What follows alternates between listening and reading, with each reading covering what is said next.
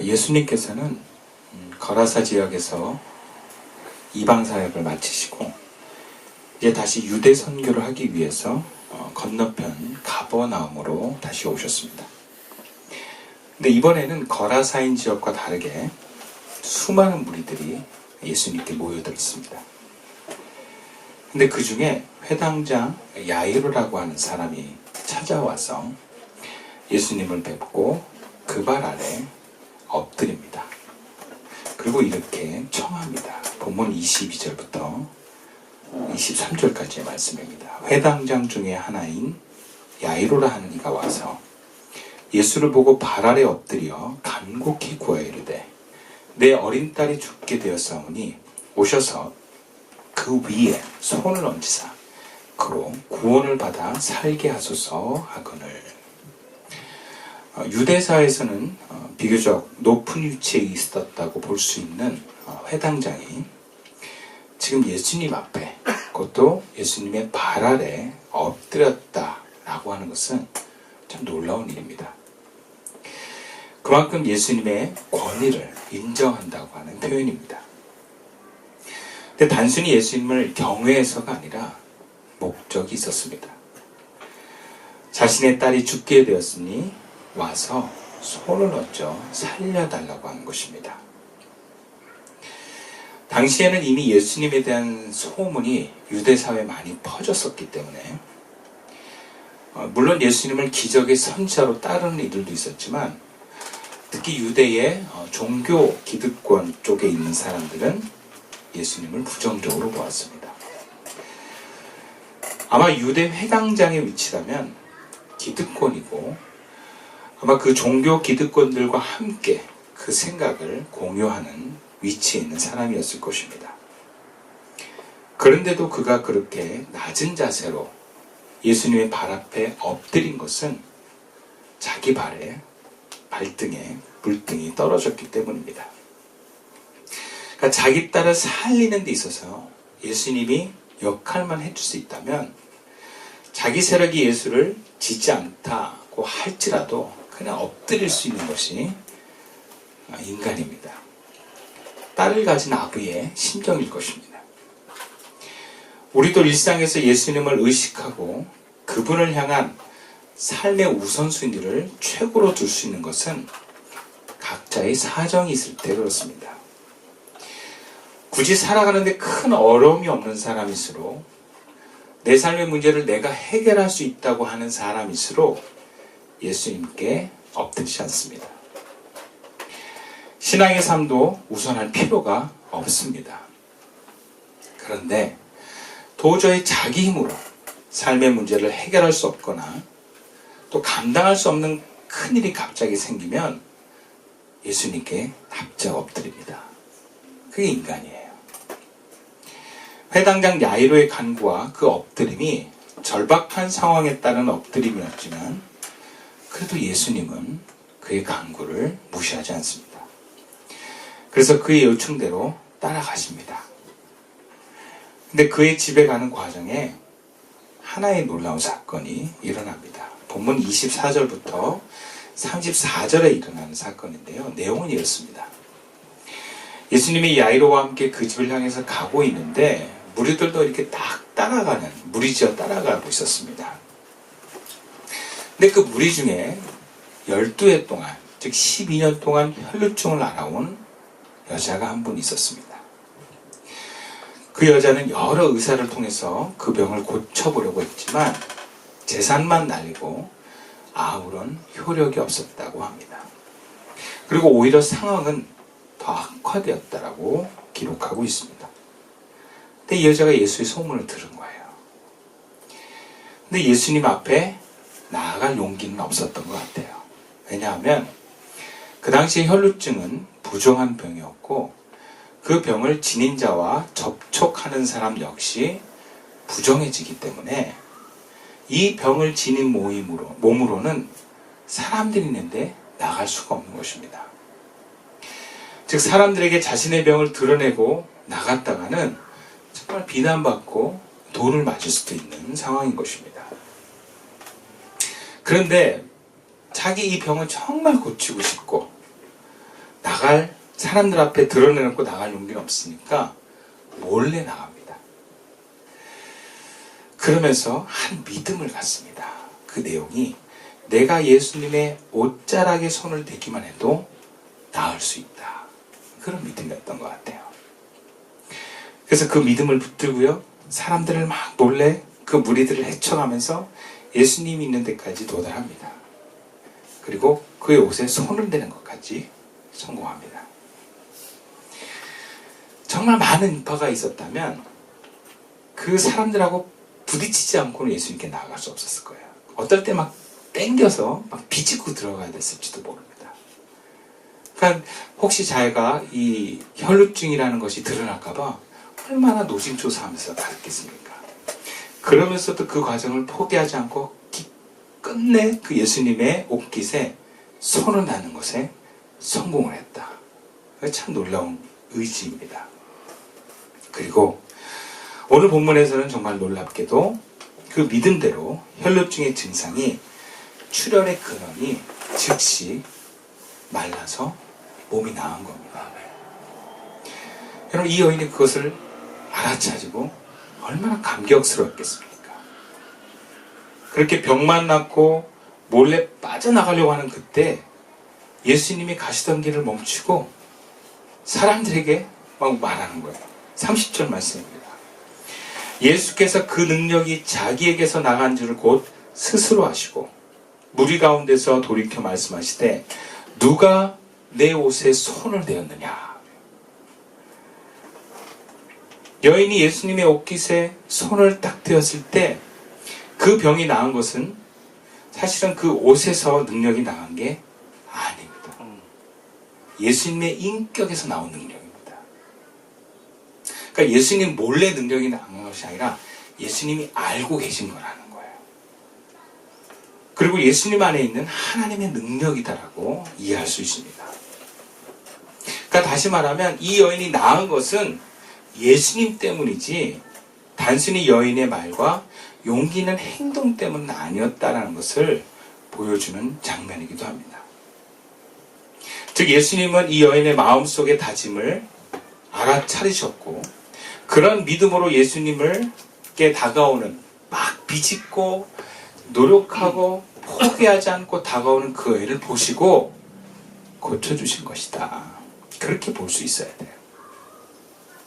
그냥 예수님 막 가는데 나도 모르게 능력이 나왔네? 누구지? 뭐 이런 느낌이 아니라는 거예요. 그래서 예수님은 단순히 누가 이걸 했을까 궁금해서 물어본 게 아니고 정말 그 여인에게 더 좋은 것을 주기 위해서 그 여인을 부른 것입니다. 그래서 그 뒤에 내용을 보면 이해가 됩니다. 즉 누가 내 옷에 손을 대었느냐?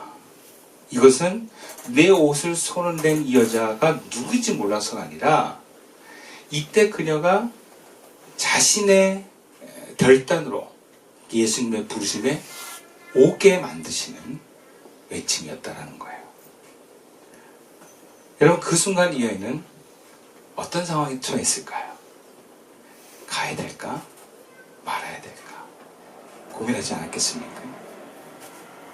성경에는 그 갈등을 자세하게 묘사하지 않지만 아마 우리의 입장에서 생각하면 되게 고민됐을 것 같아요. 아마 예수님이 모른다고 생각했을지도 몰라요.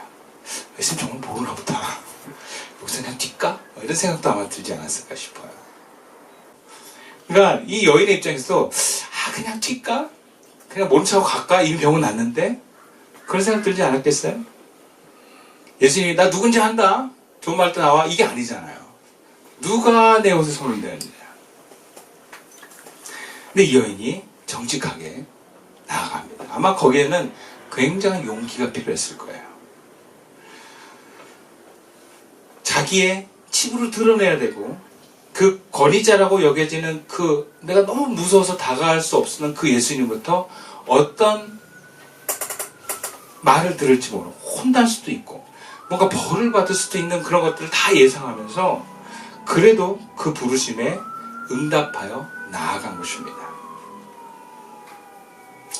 근데 이 부르심에 응답하여 나아가는 것은 결과적으로 그곳의 무리들에게 예수님에 통한 하나님의 능력을 드러나게 하는 사건입니다. 하마터면 그 놀라운 치유의 이적이 한 여인 혼자만 알 수 있는 사건을 만인 앞에 드러냄으로 인해서 예수님에게 그 하나님의 치유와 그 회복의 능력이 얼마나 위대한지를 간증하게 하는 사건이었을 것입니다. 근데 사실 이것이 예수님의 입장에서는 단순히 자신의 능력을 이 여인을 통해서 홍보하려는 데 있지 않습니다.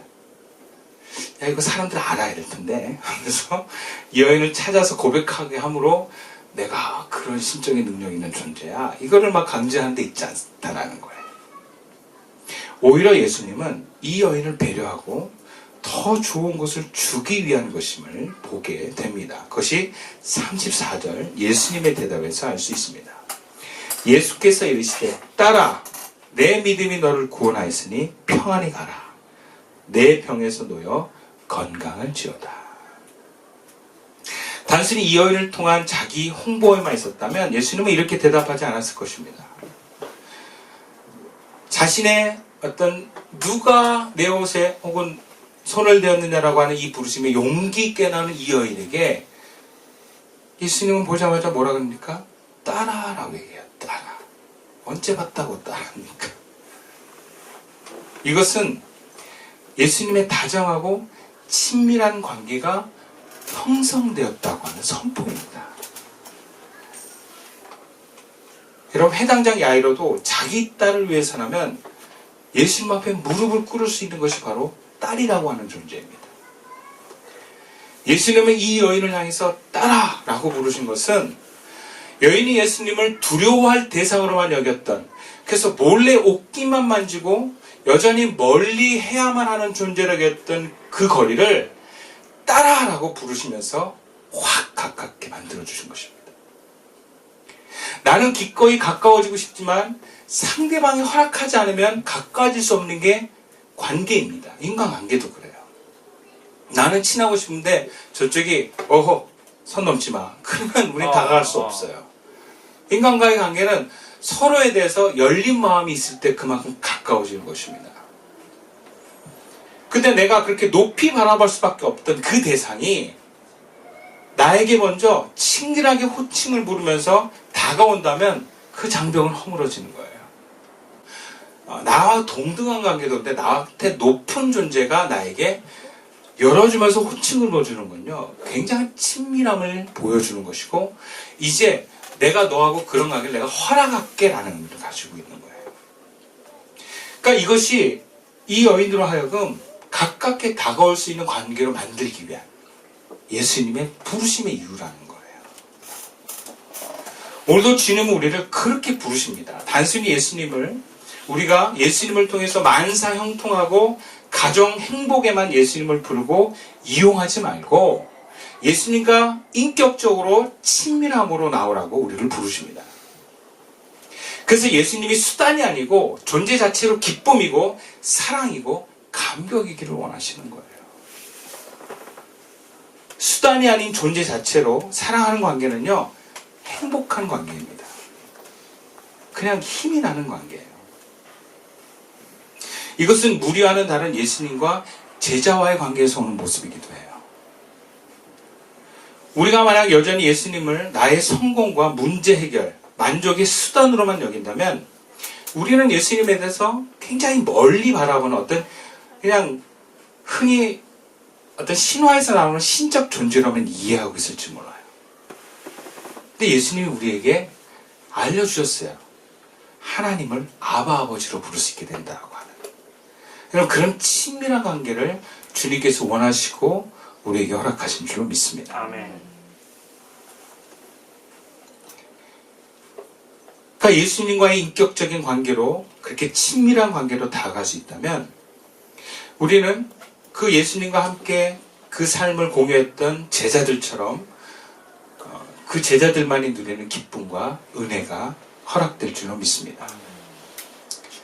그런 제자들만이 예수님과 하나 되고 그분 안에서 능력과 생명의 삶을 살게 됩니다. 저와 여러분이 예수를 믿으면서 항상 점검해 봐야 되는 거예요. 나는 예수님을 어떻게 바라보고 있는가? 수단으로 보고 있는가? 아니면 존재 자체로 그분과 교제하는 친밀함을 유지하고 있는가? 존재 자체로 만나고 친밀함과의 만나면 그러면 그 만남 자체에서 오는 평안함과 기쁨이 있습니다. 어떤 이해관계를 넘어선 그냥 존재와의 친밀한 만남. 여러분, 우리 삶에 그런 관계가 있다는 건 참 좋은 거 아닐까요? 우리가 주님을 향해서도 이런 마음으로 다가가게 되는 것이 참 귀하다라는 생각이 듭니다. 우리가 성경을 읽어도 어떤 일독을 하기 위한 목적에 의해서 있는 게 아니라 거기서 주님의 뜻을 알고 싶고 또 문제 해결과 힐링을 위해서 기도하는 것이 아니라 복받기 위해서 기도하는 게 아니라 그분을 어떤 느끼고 그분 안에 교제하기 위해서 기도하고 그러면서 그 시간을 내는 것이 여러분 신앙생활은 부담이 아니고 즐거운 줄로 믿습니다. 무언가 내가 목적하지 않아도 주님과 함께 있다는 것, 달교 오묘한 성경 말씀을 읽는다는 것, 주님 안에 있는 것, 또 그것이 기도할 수 있다라는 그 안에서의 기쁨은 우리에게 주시는 쉼이자 하나님이 우리에게 허락하신 행복인 줄로 믿습니다. 아멘. 물론 복을 받기 위해서 주님께 간구하는 것은 나쁜 것은 아닙니다. 주님은 우리에게 우리의 소원을 들어주시는 분으로 말씀하십니다. 근데 단지 거기에만 머물지 말라라는 거예요. 가끔 지금은 안 그런데 우리 예전에 우리 아이들이 아빠가 딱 왔을 때 아빠다 했을 때 제가 들고 온 봉지만 봤을 때 좀 서운할 때가 있었어요. 뭘 사왔느냐 아빠가 뭘 우리에게 만족시키는 걸 들고 왔느냐에만 집중하는 아이들을 보면 참 인생이 참 허무하다. 나는 이것을 위해서 사는 것인가 막 그런 약간 현타가 올 때가 있는데 그냥 그런 거 없이도 같이 있는 게 좋고 존재로 사랑하고 그렇게 함께 있다면 좀 가족이라는 그 존재도 참 편안하고 기쁜 관계가 아닐까 싶어요.